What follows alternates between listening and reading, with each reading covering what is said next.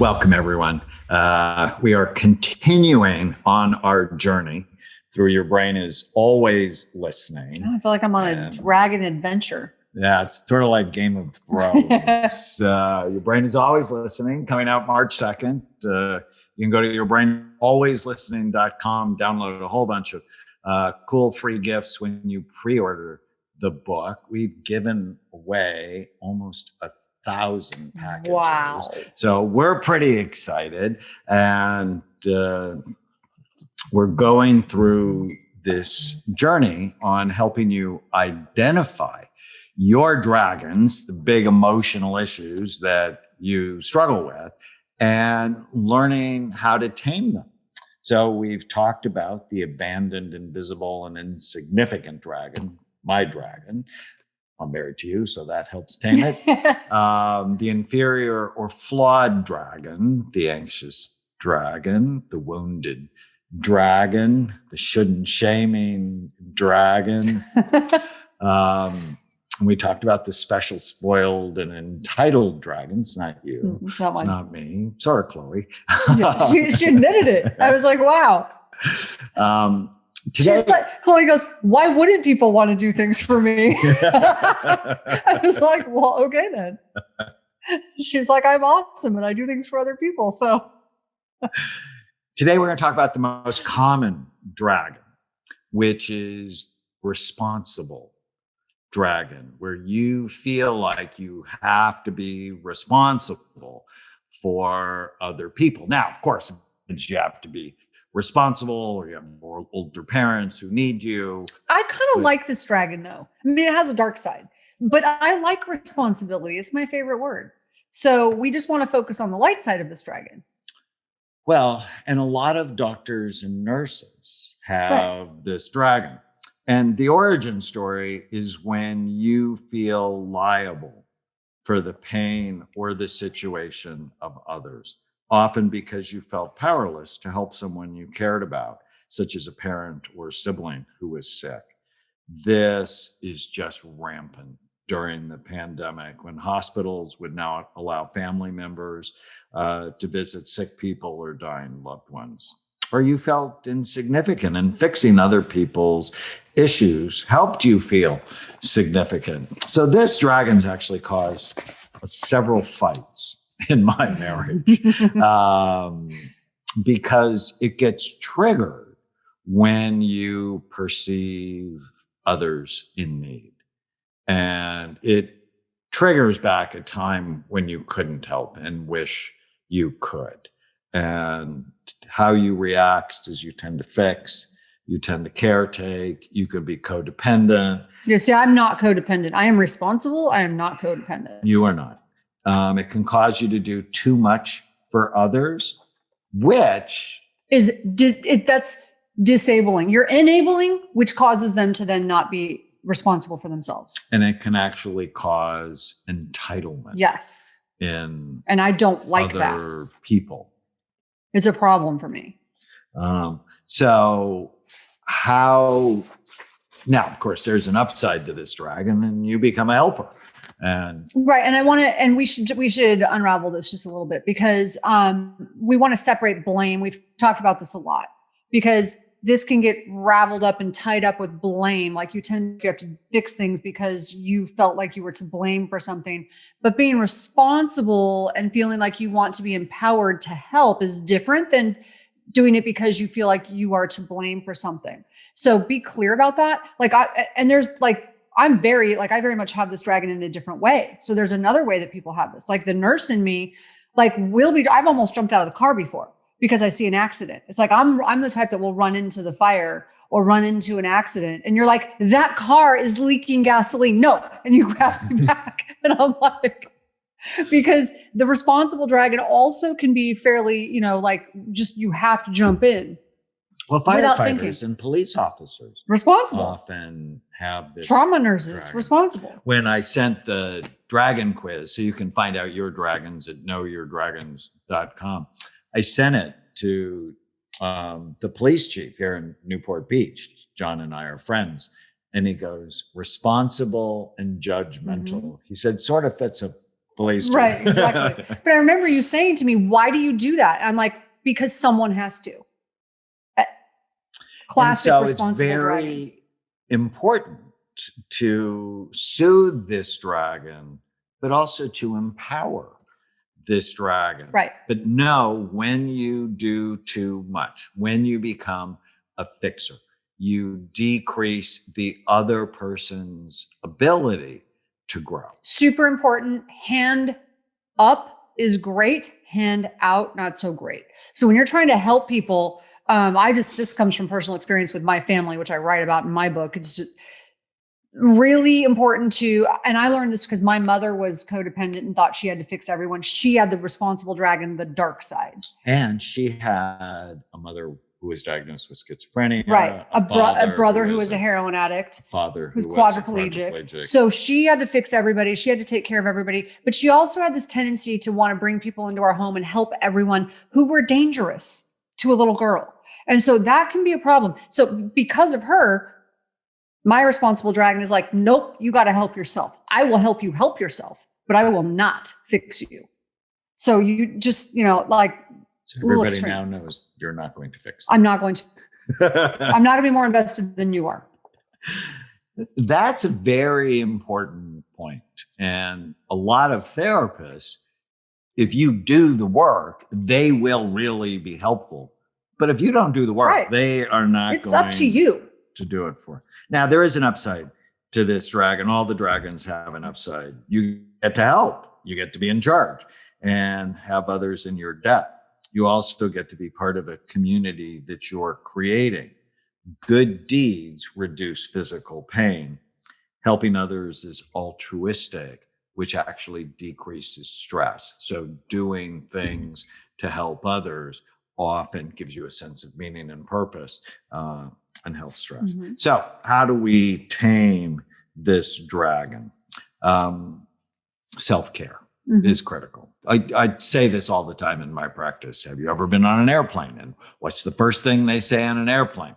If the cabin pressure goes down and the masks come down from the ceiling, put your mask on first so that you will be breathing to help others. And in the New Testament, Jesus says, love your neighbor as yourself. So if you're not loving and caring for yourself, you will not be your best in loving and caring for others. And one thing I would add to this one, which we already said, but I want to just add, it's part of taming this dragon, is understanding the difference between blame and responsibility.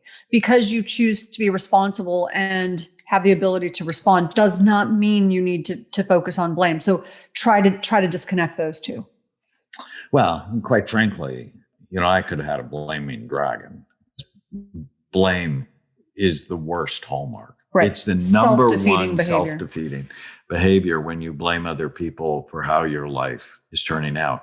And even though you were victimized as a child, I refuse to be a victim. You are not a victim. I will not be a victim. But even blaming yourself too much can really cause you to just curl up and be paralyzed with, it's not a good thing.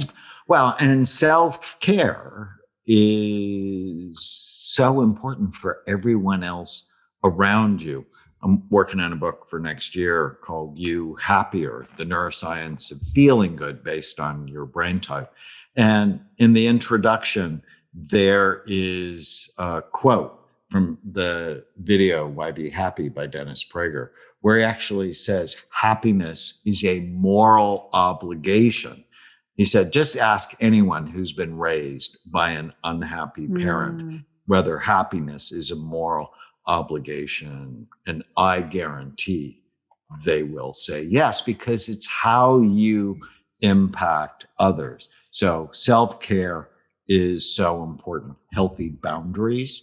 We're a huge fan of Henry Cloud and John Townsend's book. Love that Boundaries, book. Where and Boundaries is actually Love and Logic, the parenting program. It's amazing. That you and I both love. It's really about setting healthy boundaries. I don't do things for people who and are it's about not disrespectful rescuing. Notice we just talked about responsibility. It's about not rescuing people. It's about letting them pay the consequences for their behavior. Right.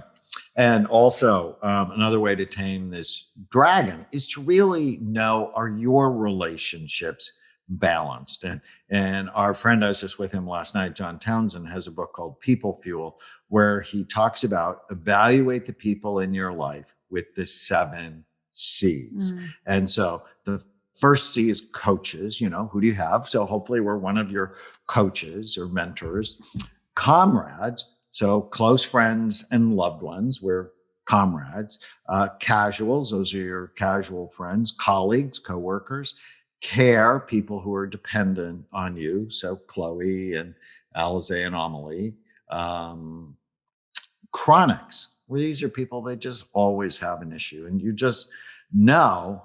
And contaminants, people who actually desire to damage you, and you need to move those people out. And so you limit the chronics and you draw strong boundaries with the contaminants. It's like, this is a hard boundary. You can't cross this boundary. Right. And if you're not balanced, if you don't have coaches or comrades or casuals, those become work for you to do. The movies that the responsible dragon love are movies of healing, like Awakenings, one of my favorite movies of all time, or Ordinary People, The Doctor, Patch Adams, and the meditations or affirmations to say every day, if you have this dragon. Loving others as myself means taking care of myself so I can love others. I love helping others as long as I'm helping them become competent and independent. Yes. Yes. It is better to give than receive, as long as giving does not create unnecessary dependency. I share the load with others so I don't become overburdened and burned out. Like half the doctors in our country today are struggling with burnout. I do what I can and trust others to God's care. Love that. So that's the responsible dragon. Which dragons do you have? Go to knowyourdragons.com and to pre-order the book or order the book if you're listening after March 2nd. Go to Your Brain is Always Listening, and you can download some incredible free gifts, including a coupon for a free bottle of Happy Saffron, our favorite supplement. Stay with us. Your brain is always listening. I am thrilled to be your guide and show you how to tame your dragons so that you can have the happiness, peace, and the relationships you deserve. Welcome back. We are still about the dragons, and we just finished with the responsible dragon. We are moving on to the angry dragon, one of the few I don't seem to have, except when I feel threatened. Then my angry dragon comes out. So we would love to know what you've learned. If you write it down, take a screenshot or just take a picture with your phone, post it, tag us. We would love that. And if you go to brainwarriorswaypodcast.com, leave us a review. And if we read it, it enters you into a drawing for a free book, either my book, my new book, The Relentless Courage of a Scared Child, or your book, your new book, Your Brain is Always Listening. Yeah, super exciting. The angry dragon, he's very scary.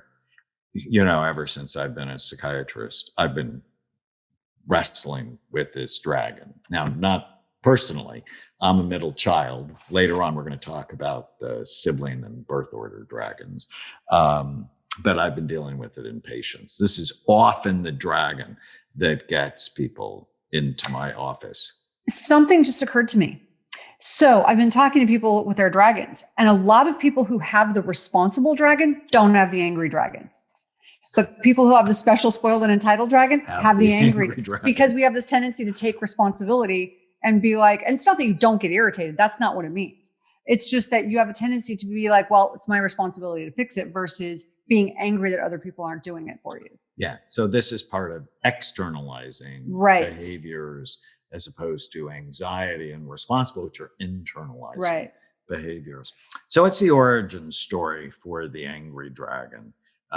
So let's just say right up front, it could be because your brain is damaged. Yeah. Because your brain is not working right. Especially subtyped ADD, anxiety, depression, obesity, addictions. I've also subtyped violence.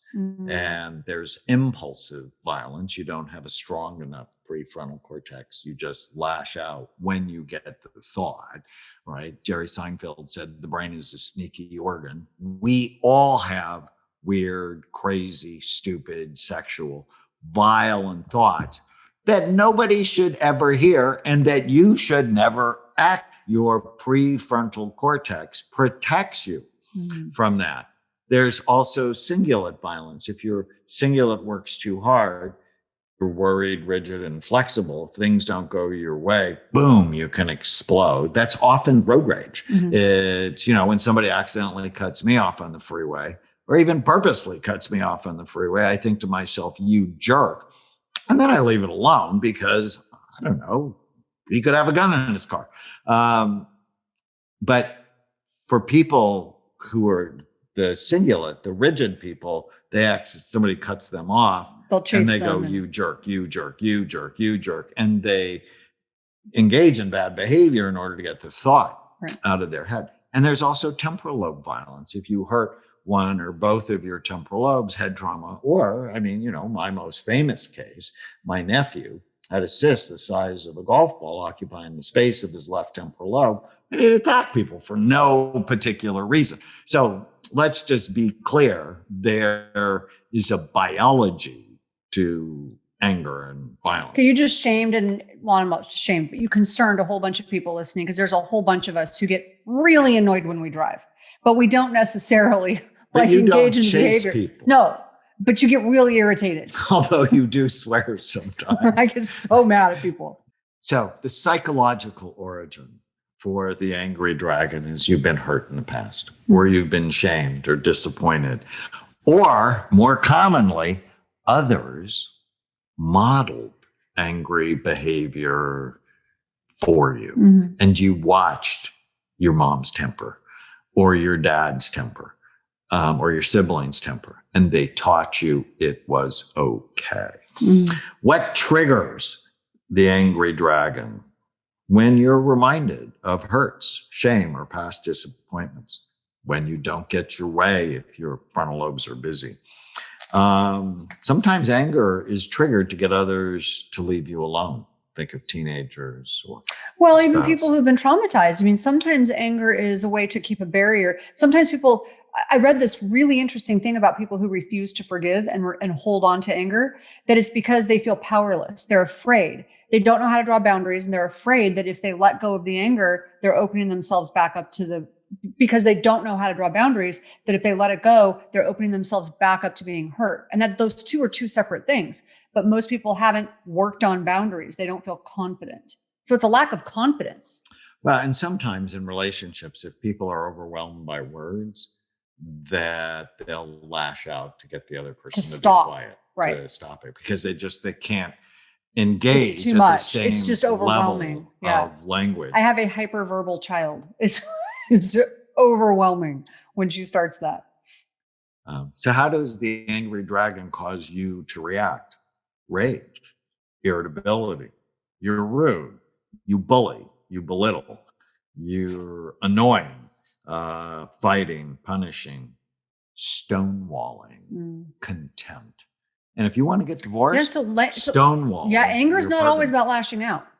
If you want to get divorced, there's really actually great research. If you engage in shaming other people, contemptful behavior, or you stonewall, like you just won't talk about it, that's actually one of the predictors.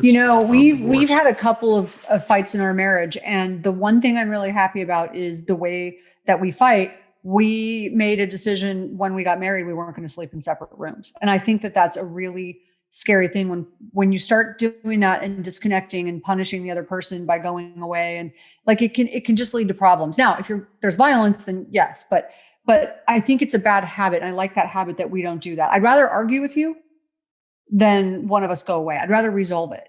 So how often do we argue? Not often, but the few fights we've had, we've resolved that way, which is better. So how do you tame this dragon? You see it as a problem that you need to solve. You get really clear on your goals. I want a kind, caring, loving, supportive, passionate relationship with you. I always want that. Will the angry dragon get me that? Absolutely not. It'll be like a Game of Thrones fight with you. So, yeah, no. Be aware of the danger signs. Do you start breathing too fast? Some people actually see red I feel ahead of red. time. If you feel hot, that can matter. If your muscles start to feel tense, if you start to get confused or overwhelmed, just begin to notice what happens. Protect your blood sugar. People are more likely to lash out when blood sugar goes low. We've talked before about this study of 107 couples where they measured their blood sugar before bedtime. And then they gave them voodoo dolls. And they said, we want you to express your feelings about your partner with the pins in the dolls. And the people who had the lowest blood sugar had more than twice the number of pins that reminds in me. the dolls. So my pharmacy messed up and didn't send my progesterone. So hormones matter too. So they didn't send my progesterone. And I called them. I'm like, why did you guys mess they're like, oh, I don't know. We'll get it straightened out. Well, it took them like a week to get this straightened out with my prescription. And I was like, I called them back and I'm like, you are going to be reading about me or watching me on the 6 o'clock news. Like I found myself just like being prickly. Like it's just, you need to pay attention to things like your food and your hormones. And but I knew it was me. And I just found myself, everything people were saying was just bugging me. Like just bugging me. Like, so I just like the prickly. Oh, I just had to dragon. go away. Yeah. Protect your sleep. You get poor sleep, you're more likely to be irritable the next day. Breathing. When you start to get angry, just get control over your breathing. 10 breaths, 3 or 4 seconds in, 6 to 8 seconds out. Just do that 10 times. And then while you're breathing, consciously ask yourself, what's the goal in this situation? Is the goal for me to be scary? Is the goal for me to push people away? So that you act in ways that make you proud. Take a time out. When you feel like you're going to explode, you need to get away from the situation. And I have a bathroom technique. It's like, you're really upset, I have to go to the bathroom. Nobody argues with you if you go. Yeah, the problem is now I know your secret. I'm still not going to follow you into the bathroom, but. Right. And if you know I have to go to the bathroom, either I really have to go or I'm just protecting you. Right. From You don't, I've never seen you, like I'm more likely to snap than you are, so.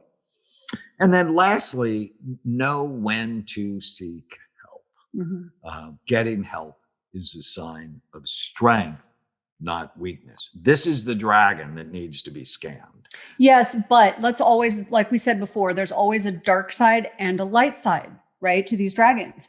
There's a time that anger is appropriate. There's a time that as long as you're using it appropriately. So you don't want to just, think to yourself, every time I get angry, it's wrong. No, there are times that anger is appropriate. So, if someone's threatening you or hurting you, then you need the dragon. You need that dragon. You need that dragon to breathe hot red fire. From the book, anger can push you toward your goals, help you overcome obstacles, release steam, express feelings, and right wrongs as far as you don't create more wrongs. Anger can be turned toward being assertive, creative energy, providing a sense. When someone tells you you can't do something, I'm going to do it. So when I tell you you can't do something, you just know I want you to do it. Right. We almost had an argument recently because he started to say you can't, and then he stopped himself. I literally felt myself going on. And then you stop and you go, we probably should do this. And I'm like, but immediately I was like, because you know better. So what are the movies angry people like? Angry Dragons, The Shining, Jaws, Halloween, The Texas Chainsaw Massacre. No. Silence. Well, I do like of the Silence of Lambs. the Lambs. I don't like any of the other ones. And affirmations or meditations. I express my anger in ways so that others can hear.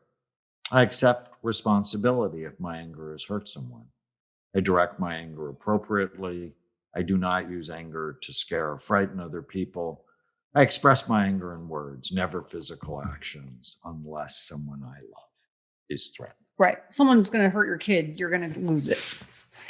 When we come back, we're going to talk about Tana's dragon, Oh, geez. the judgmental dragon, who often says, if I was judge, jury, and executioner. No, I am judge, jury, not if. There's no if in that sentence. The book is Your Brain is Always Listening. If you go to yourbrainisалwayslistening.com, it'll tell you how to pre-order the book, how to download 4 free gifts, a playbook to know your dragons quickly, so you get that right away. Also, Magnificent Mind with Medical Hypnosis, a program I did that has 6 hypnosis audios for you. You get access to a free event where I answer your questions for 2 hours on March 17th, and a coupon for a free bottle of Happy Saffron. Stay with us.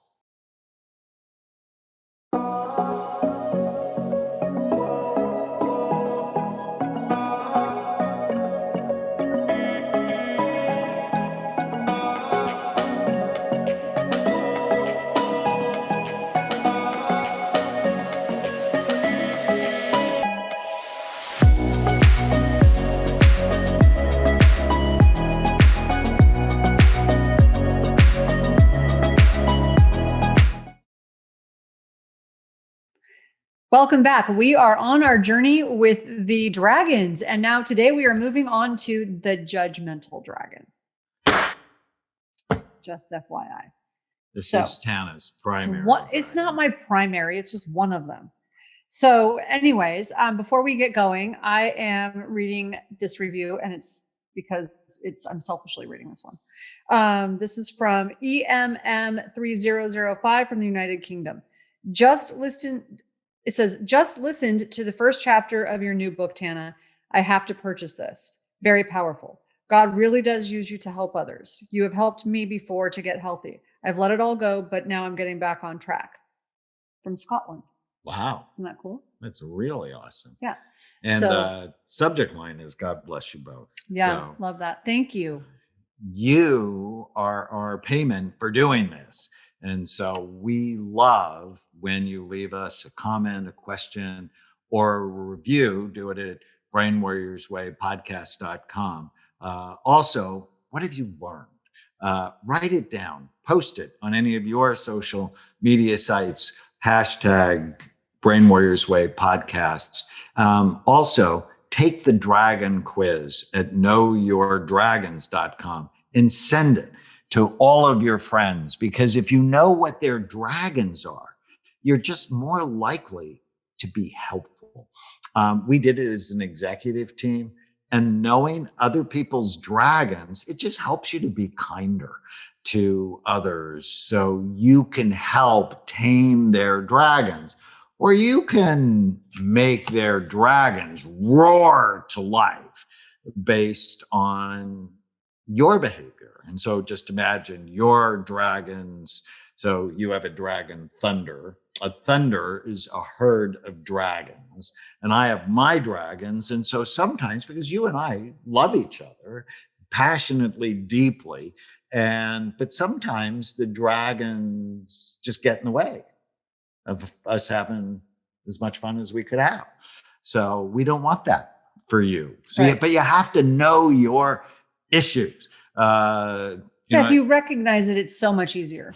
Yeah. So today we're going to talk about the judgmental dragon. And I, quite frankly, live with this dragon. He'll often say it like it's like I care or something. It's a bad thing. But like we always talk about a dark side and a light side, we're going to have to talk about the light side of this one because it can keep you out of trouble too. There's an upside to this dragon. We will talk about it. The origins of this dragon. So where does it come from? you grew up where you perceived a lack of fairness, where people played favorites, where people were inconsistent in how rules were applied, when things were scary. And you needed to begin to see things as black and white, right and as wrong, a protective mechanism. This dragon gets triggered whenever you feel injustice to yourself or to other people. Yeah, I have a huge thing about justice, fairness, and justice. I know one of our first fights or one of our first disagreements was you found out I had testified in death penalty cases for the bad people. And you're like, how could you do that? One of the big fights we got into was when you were on Larry King. Oh, God rest his soul. I know, yeah. Poor Larry King. But you were on Larry King and you didn't tell me that, well, I figured it out. You were using me for carpool lane because you had to get there quickly. They called you last minute. He's using me for carpool lane because he needed to get up there fast. And I didn't think ahead of time, like we didn't talk about what he was doing. And on the way up there, he asked me to look something up for him. And I knew I had just heard something on the news and I'm like, oh my God, you're going to go on there and talk about this poor little girl who was gang raped. You're going to like talk about why those guys did it and give them some kind of, and I lost my mind. He couldn't even say a word all the way up there. I was not going to do that. She projected that. And I'm like, you have daughters, you have granddaughters. I was like. And the judgmental dragon. I'm like, they need to be like, those guys need to have this done to them and that done to them. So how does the judgmental dragon cause one to react? Like that. Condescending, critical, moralizing, telling others what they should and should not think or do. The whole ride up from Orange County to Los Angeles. If I was king, if I was governor, if I was the ruler. Yeah. So here's the only problem. The only problem is for me in my 30s, I actually like had this idea that people should listen to me and maybe they would. Like the wisdom of age, you realize I'm not queen of the universe. People are not going to listen to me. So mostly I mutter to myself now. Well, maybe not to myself, but I know no one's going to listen. So during the pandemic, judgmental dragons seemed to breathe fire over the entire world, causing people to quit judge others for their actions, wearing a mask, not wearing a mask. Then, after these judgmental dragons had already been let loose, the death of George Floyd caused them to run even more wild. Many people unfairly judged all police officers based on the actions of a few. Others made blanket judgments about protesters, blaming all of them for the rioting, looting, and mayhem that took place, even though most protested peacefully. The upside. What's the upside to this dragon? This dragon can help you feel in control, so often from not feeling. Yeah, it's a rigidity. Like I know for me, it's a rigidity to try to create rules that keep people safe. I'm a big fan of rules. And clarify your values and goals, just what you just said. It also wants to right wrongs. I think that's a big deal. Huge. For you. And protect those who are victims. It can guide your actions and help you make pro-social choices. Like anger, judgment can be good if it's directed positively for present day reasons. There's also a form of judgment that we think of that's a little different, which is discernment. You want that kind of judgment. You want discernment, like being able to discern because it'll keep you safe. Is this right or wrong? Is this good or bad? Is this going to hurt me or my family? Discernment is really important. So you don't want to lose that. So strategies to heal this dragon. Ask a few questions when you feel judgmental. Is this problem now? Or am I trying to fix something that was wrong in the past? Do you have all the facts? Or are you making assumption about others that you do not know are true?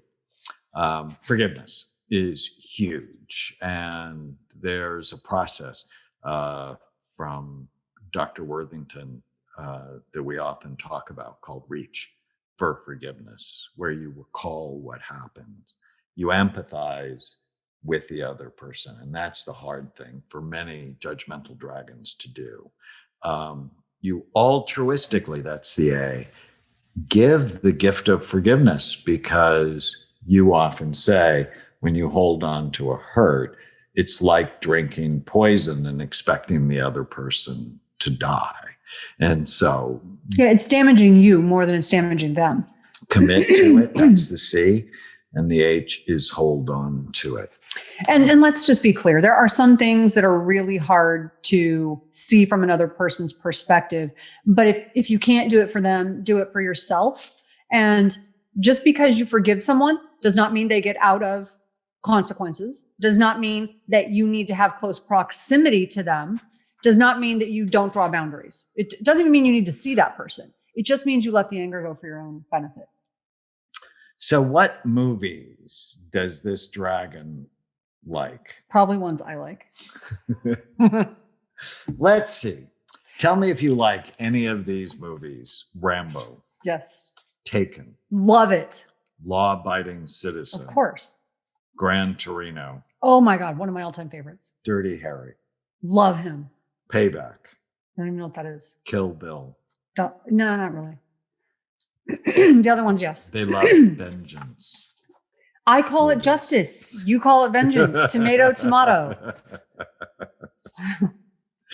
Be curious, not furious. It's something we say a lot. Behavior is way more complicated than most people think. Judge behaviors, not people.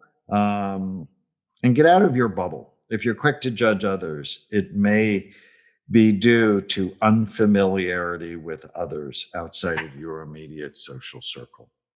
And the if it's social judgment, we're talking a different thing. Things that yes and no, they're connected, but creating black and white rules to keep yourself and your family safe, and things you do because you grew up in a toxic environment, that can reach into social issues. But be clear, is this something I'm doing because I feel immediately in danger? Or is this something that is an old, I know I grew up in a family, not a family, but my stepfather was very racist. And so for me, that's toxic. I grew up knowing in my younger adulthood, that was a toxic thing. But ask yourself, is this because of my past? Is this something that is my own thought, or is this something that's because of how I was raised? They don't have to be connected. The affirmations to say and meditate on every day. I'm going to post these on your mirror. I trade judgment for understanding. I release judgment so I can feel free. I treat people in pain with compassion, not more pain. I am a role model for what I want to see in the world. I foster peace in this situation, so there will be more peace in the world. Well, I was going to say I reject it, but I actually like those. Those were good. So there you have it. So what did you learn? Write it down, take a picture of it, post it on any of your social media sites. You can hashtag Brain Warriors Way podcast, or dearly love you to share your brain is always listening.com so people can pre-order the book, get some great free books. We want you to know your dragons, tame them, and then share this information with those you care about. We don't want your life to end up like the finale of Game of Thrones, where the dragons murdered 1 million people. We don't want that. Tame your dragons. Stay with us.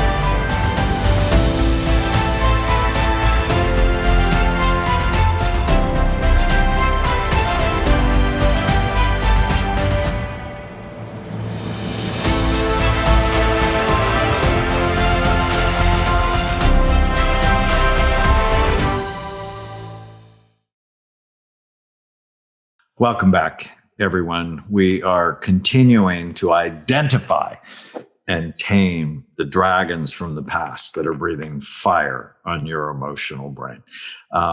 Pay attention and just try to pick out one thing you learned, write it down, take a picture of it, post it. It really helps us grow the podcast and create a more dragon-free world. But, ultimately, Brain Warriors Way, we're trying to give you tools to arm, prepare, and make you aware of the health of your brain so you can win the fight of your life to keep your brain healthy. Today is a really important dragon. It's a dragon that taunts so many people. Probably almost everybody, right? And the pandemic has exploded this dragon. I think of it almost like Godzilla, right? Stomping around the world. And that's the death dragon. And at some point, I think at some point in almost everybody's life, they experience it. Well, and it's always with us. Now, typically, children don't have this much. Right. Typically, it is born in midlife when your parents die. Or you have the parents of your friends die. Right. So I remember this dragon in particular, and I write about this in my book, devastated me in my 20s. And sometimes it starts devastated early. Me in my 20s. If you have health problems. Yeah. When you're young, or you have siblings or parents who have health problems. Yeah, no, I got cancer. I was diagnosed with cancer in my 20s, which then meant I lost everything important to me, that I thought was important to me. And my mom was diagnosed with a congenital defect that she had to have brain surgery for at the same time. And I just went in like that. It can really throw you for a loop. And so sometimes it's not just because of, natural aging midlife crisis. Sometimes it's just, and like the pandemic is doing that now. It surprises us. So it can start earlier if you're faced with death, as you were, accident, illnesses, or for teenagers. And this is more common now than ever before. Teenagers have friends who commit suicide. Yeah. It can happen later with the fear of aging, although that starts early, right? I mean, everybody's sort of excited to turn 20. And then late 20s, it starts. But 30, they're not excited Right. about. And 40, they're not excited about. And 50 can be devastating. And I think it's sort of funny in the sense that I love being 66. Yeah. I don't want to be 40. Yeah. I went through that stress early on. And then all of a sudden I went to the other side. Now it's like, whatever, I love it. That fear of aging, losing your youth, having a life that's not meaningful. Fear others will not survive or thrive without you. That's a big one. That's a big one for you. This is a big one for a lot of mothers. That's a big one for a lot of mothers. I didn't care that much before I had Chloe. It's like, I was very, a lot more willing to take risks and go on, vacations and do certain things. And the minute I became a mom, I was like, oh, I can't do that because this little person isn't going to live without me, or at least not be their best. And the death dragon is triggered whenever you see your mortality, such as in a near miss accident, an illness, or when someone you care about dies. I mean, after my dad died last year, I've thought more about death this year than ever that I can remember. So how do you react if the death dragon is breathing fire on your emotional brain? You have a fear of dying. It preoccupies you. You have a pervading sense of doom. You can even have panic attacks that you don't understand.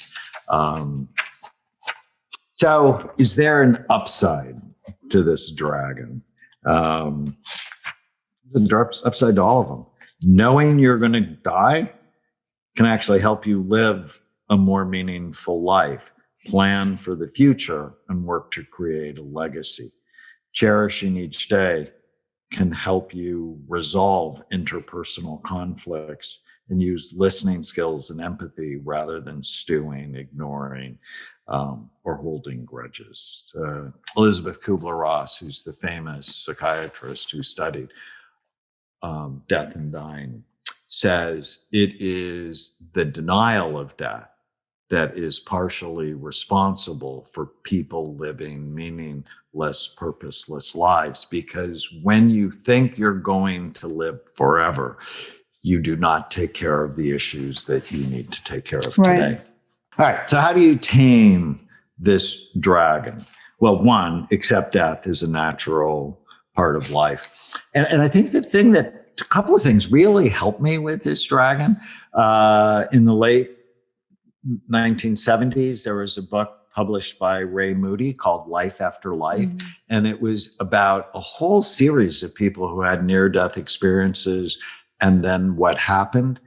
And it just gave me comfort to know that a lot of people, they see the light, but then they see loved ones that were crucially important to them. That book just gave me a lot of peace. My faith leads me to believe this isn't it. This is not the only life for us, that there is more.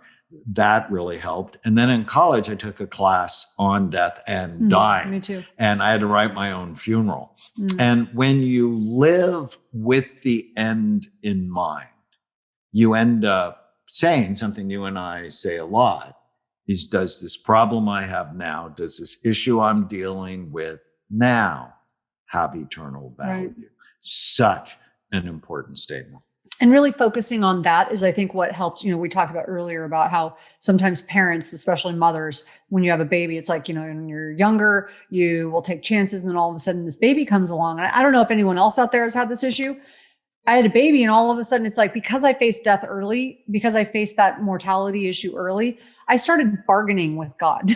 I'm like, please just let me get her to X age, to where she's self-sufficient. Then she would hit that age. I'm like, she's not ready. I thought that she'd be okay by now. Please let me get her to this age. And then if something happens to me, it's okay. And you start bargaining with God, nothing's even happened yet. So that's how much this can torture you, this death dragon. But I think what really started to help me was, it was faith, because I literally would step back, and it's like, we're all going to die at some point. The more important question is, how are you going to live? So what are we going to do while we're here? What am I going to do with the time that I have with her while I'm here? What lessons do I want to instill with her? To be in the present, because when you're in the past with regret, that feeds depression. Or the future with fear, that feeds the anxious dragon. You suffer. And then I would go one step further, and I would just thank God for letting me be her mother every day, because she's not really mine. I mean, I'm her mother. She's totally not yours anymore. Right. She's not mine. I'm her mother. I was gifted this gift of being allowed to mother her. You've done a great job, because now she's her own person. She doesn't belong to anybody. Right. And she makes us clear. One of my favorite strategies for this dragon, and you're going to find it irreverent, and I don't know what to tell you. Just deal with it, I suppose. What are we going to say? List the good things about dying. Oh, yeah. And here are some of mine. So my faith leads me to believe I'll have eternal life. I may get to see my father and grandfather again. No more people coughing on airplanes. I hate that. Even prior to COVID. No more traffic. I live near LA, so this is a big deal. No more internet trolls.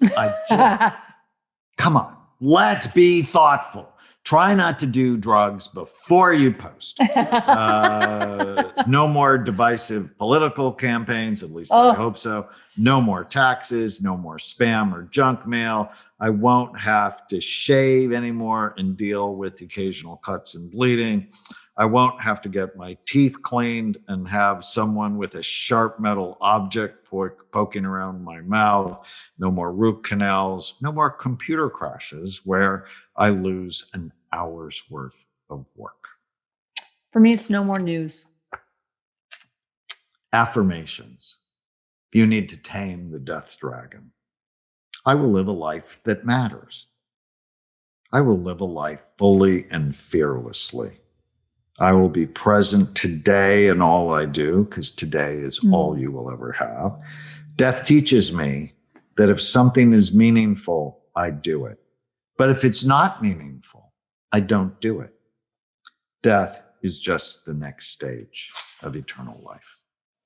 We hope this has been helpful for you. Your Brain is Always Listening, out March 2nd. If you go to yourbrainisAlwaysListening.com, pre-order the book, we have special downloads for you, including a free bottle of Happy Saffron. Stay with us. Thank you. If you're enjoying the Brain Warriors Way podcast, please don't forget to subscribe so you'll always know when there's a new episode. And while you're at it, feel free to give us a review or 5-star rating, as that helps others find the podcast.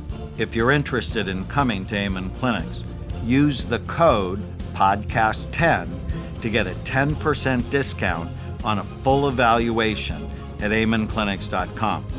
For more information, give us a call at 855-978-1363.